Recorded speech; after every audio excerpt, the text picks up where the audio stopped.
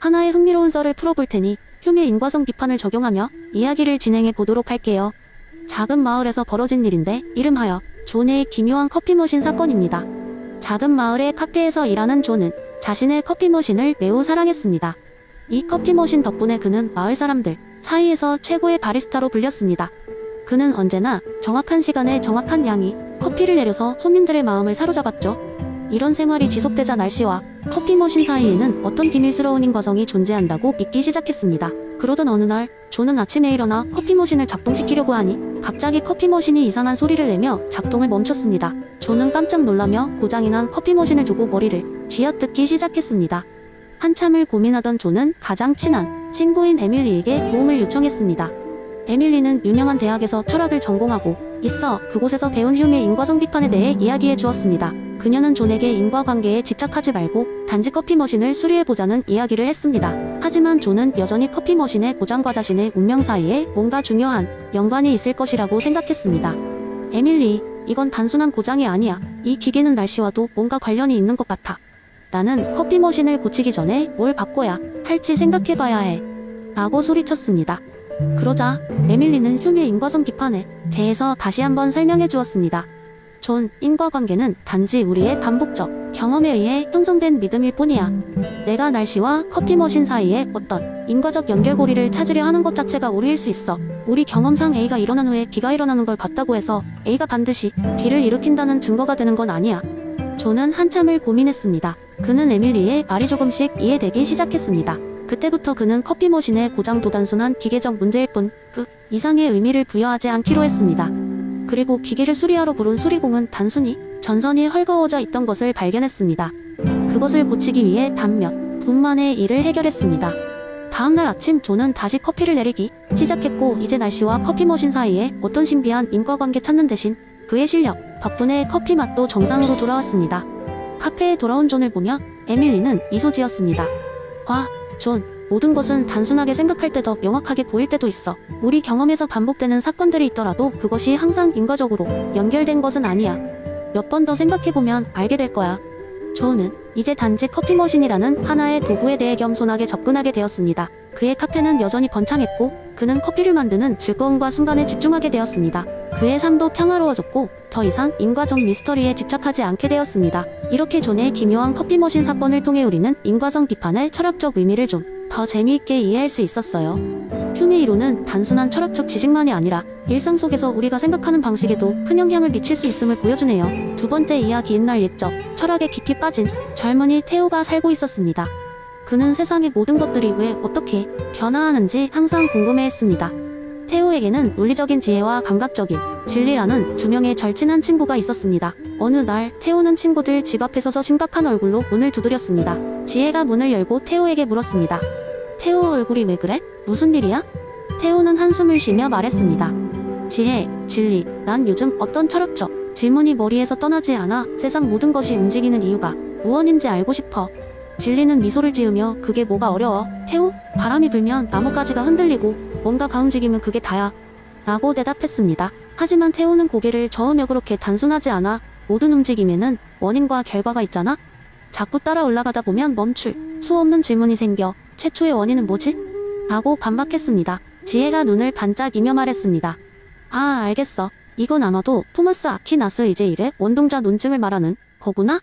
진리가 호기심을 담아 물었습니다. 제1의 원동자 논증이 뭐야? 지혜는 설명했습니다. 아퀴나스는 모든 변화와 움직임이 다른 것에 의해 일어난다고 주장했어. 그렇다면 모든 움직임의 연쇄는 어딘가에서 시작해야 해. 이는 무한히 계속될 수 없기에 결국 모든 움직임의 근본 원인이자 최초의 원동자가 존재해야 해. 그것을 바로 신이라고 아퀴나스는 주장했지. 테오는 고개를 끄덕이며 맞아, 바로 그거야. 하지만 난 그게 정말로 신인지 생각해보고 싶은 거야. 우리 셋이 이 문제를 풀 수 있을까?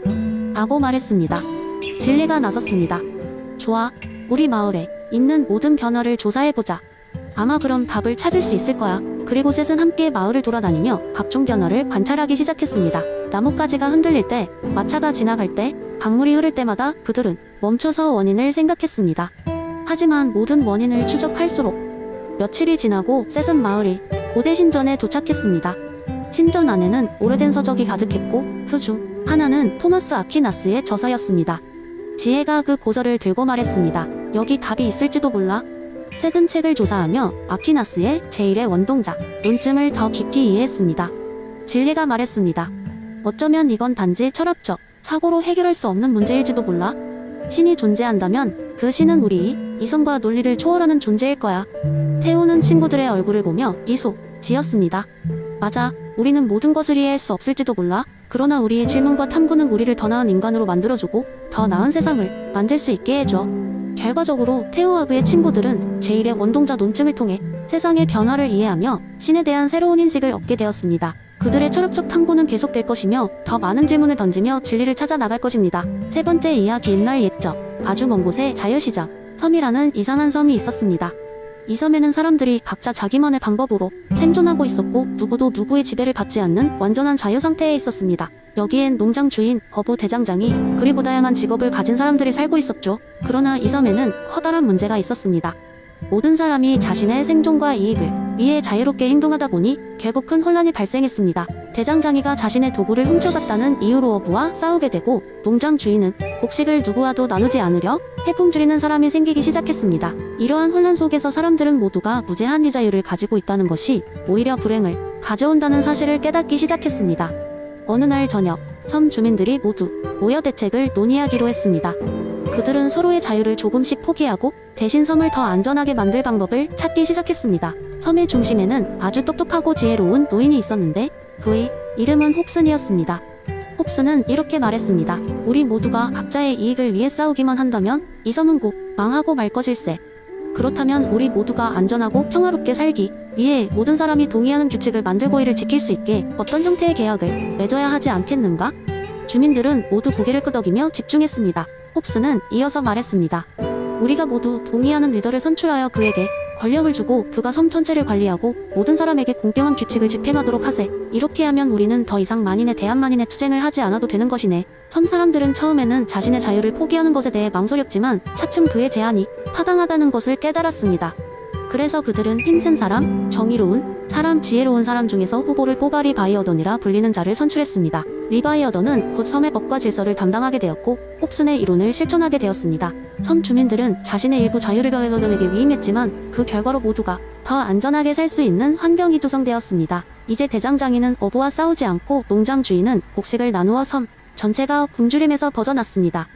홀서는 사람들이 규칙을 어기는 것을 막기 위해 법을 집행하고 필요할 때는 벌을 내리기도 했습니다. 자연 상태의 극심한 혼란을 극복한 자유시장 섬의 주민들은 결국 자유와 질서 사이에서 균형을 이루는 삶을 살아갈 수 있게 되었습니다. 그리고 그들은 홉슨의 지혜를 기리기 위해 매년 사회계약의 날을 기념하며 서로 간의 협동과 신뢰를 재확인했습니다.